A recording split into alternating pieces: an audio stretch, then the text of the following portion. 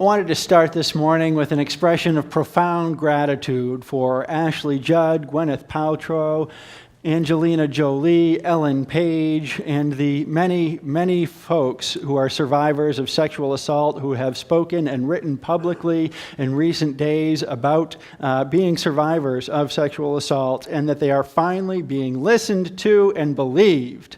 Yes, thank you. It has been far too long in coming, and I hope that we can support many more survivors speaking out in the future. I hope we can send a loud and clear message that we hear you, we are listening, and we believe you.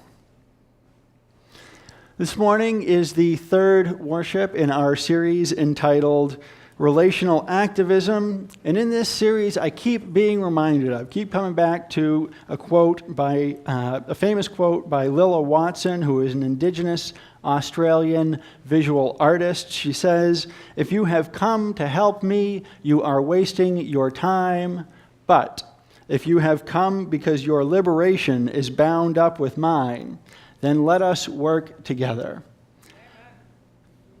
Amen. If you have come because your liberation is bound up with mine, then let us work together. To the extent that we are capable of conceiving our liberation as bound up with that of our partners in the work of making a more just and equitable world, we will be successful in that work. This is a necessary precondition to doing it well. None of us are free until all of us are free. And our universalist heritage teaches us that in the process of getting free, we are held and nurtured by a universal love much bigger than any of us can ever know or experience. In the work of collective liberation, listening is not just a nice thing to do.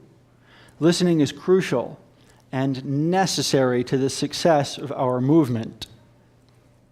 A recent experience that our UUCA Board of Trustees and Nominating Committee and senior staff shared brought home for me some of the necessity of listening as we build beloved community here at UUCA.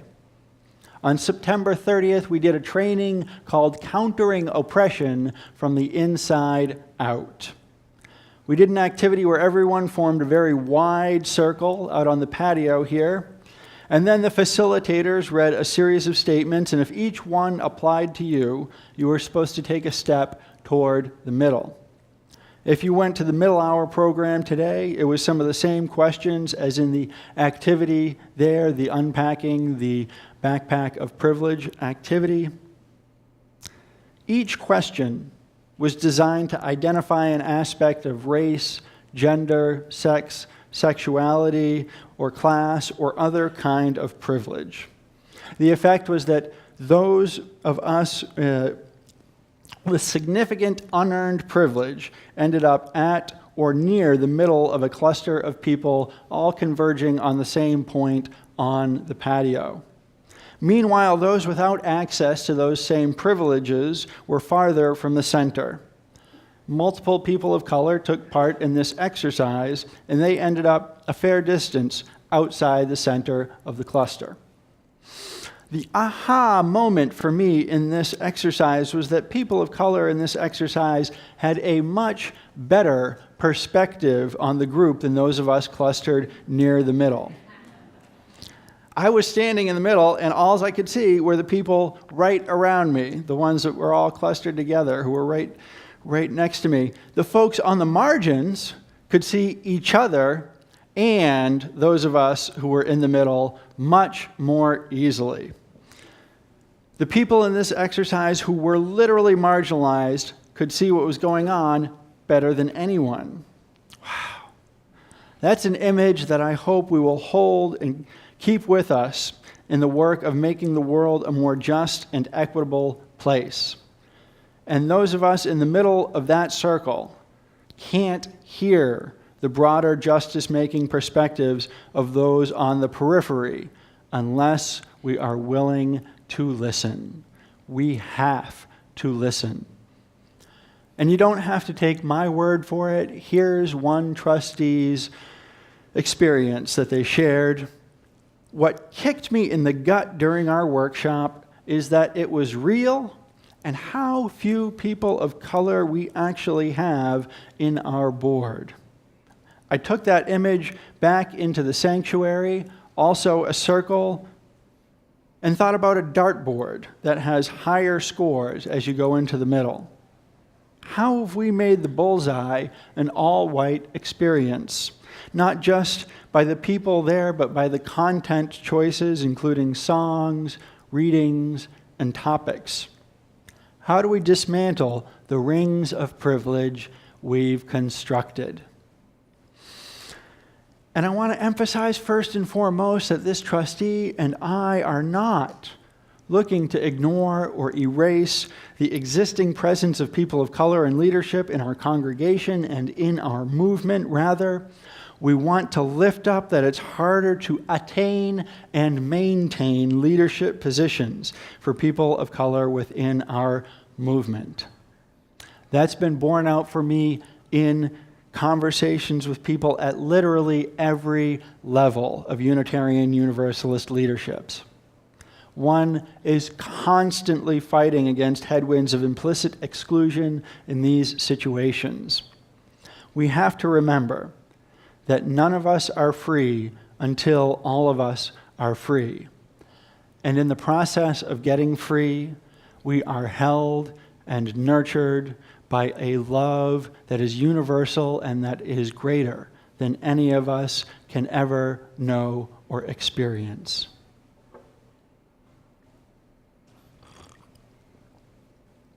It reminds me of the experience at the Religious Educators Conference that Michelle spoke about this morning.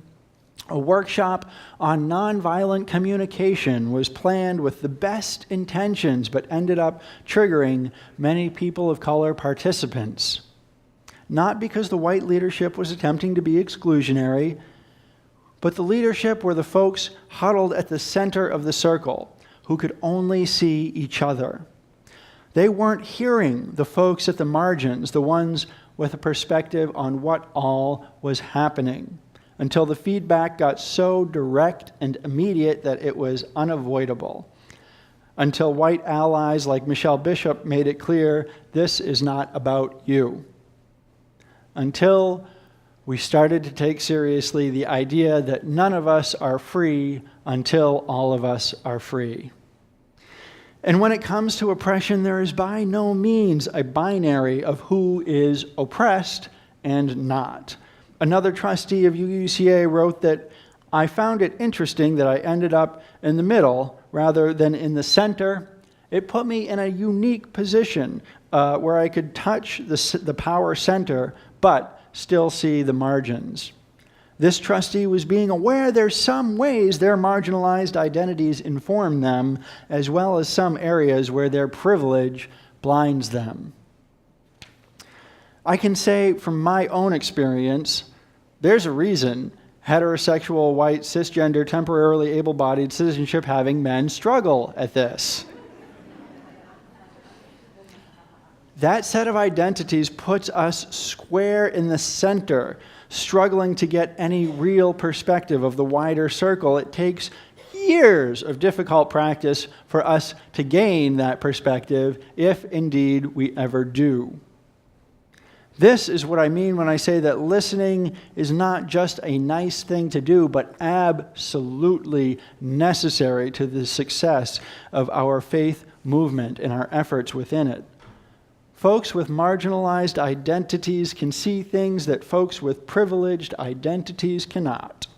One way we collectively are called to listen right now is by elevating and empowering the voices of folks who have traditionally been marginalized in our movement. The work of elevating and empowering marginalized voices falls into a very broad category in the work of justice making that I would describe as, it's not my fault, but I can't ignore it. It's not my fault that women, LGBTQ folks, people of color, non-citizens, non-Christians, and poor people have been systematically excluded from power in our country for hundreds of years. But I can't ignore it. I am not responsible for the fact that our country was built on the labor of African Americans who were defined as slaves by their skin color some 350 years ago. But now that we're here, I am not free to do nothing about it. None of us are free until all of us are free. And in the process of getting free, we are held and nurtured by a universal love that is greater than any of us can ever know or experience. We recognize that something needs to be done, but we don't necessarily know what needs to be done. And this is again where listening comes in. We are called, all of us in this room, to be listeners as we discern the way forward as a justice-making people. No one has a monopoly on the truth, and everyone has something to contribute. Not knowing what to do can be confusing and frightening, and it can induce despair. If you're feeling those things right now, that is totally understandable. But we are more powerful than we realize. In the words of Greek poet Dinos Christianopoulos, they buried us. They didn't know we were seeds. We are more powerful than we can imagine.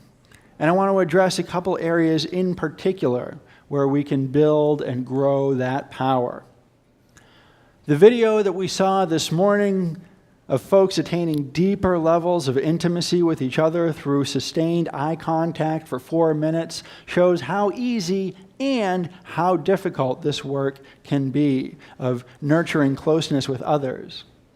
Easy because we can do it with anyone from a stranger to a longtime spouse or partner. Difficult because it can be really hard to be that vulnerable with someone else. I showed this video to my wife and asked if she wanted to do the exercise, and she said, "Not in a million years." So I totally understand if this doesn't feel like something you want to try. But the act of connecting with another person on a deeper level is in and of itself revolutionary. We are taught in myriad ways to commoditize each other, to not see others as human beings. Just as it was economically profitable to dehumanize African Americans in the 17th century and 18th and 19th, and exploit African American lives and labor, it is today economically profitable for people to see each other as commodities, entities we can appease or exploit based on their status in order to further our own means. The act of humanizing each other is thus a revolutionary one which both performs and enacts the beloved community, learning to love one another in ways we previously had not. It enables us to practice seeing each other in more meaningful ways than we usually do, and it allows us to form a deeper connection than we already had with someone. So seeing each other in new and deeper ways is one way of listening and hearing each other better. It reminds us none of us are free until all of us are free. And in the process of getting free, we are held and nurtured by a universal love much greater than any of us can ever know or experience. Another more literal and external way we can listen is through podcasts. I heard Simone Sanders, an African-American woman who is the former press secretary for Bernie Sanders' campaign, say this week how she believes that podcasts are the talk radio of the left. The kind of specificity and nuance that liberals, whether religious liberals or otherwise, crave is much better suited to the podcast format, both in terms of the shows themselves and how distribution happens. So if you're not a podcast person, I would like to invite you this week to at least figure out how to download them on your phone or computer, take a look at some of the ones that seem interesting to you, and go from there. If you are someone who already listens to podcasts, I would like to challenge you to subscribe to at least one additional feed this week that is hosted by someone who does not share your social identities.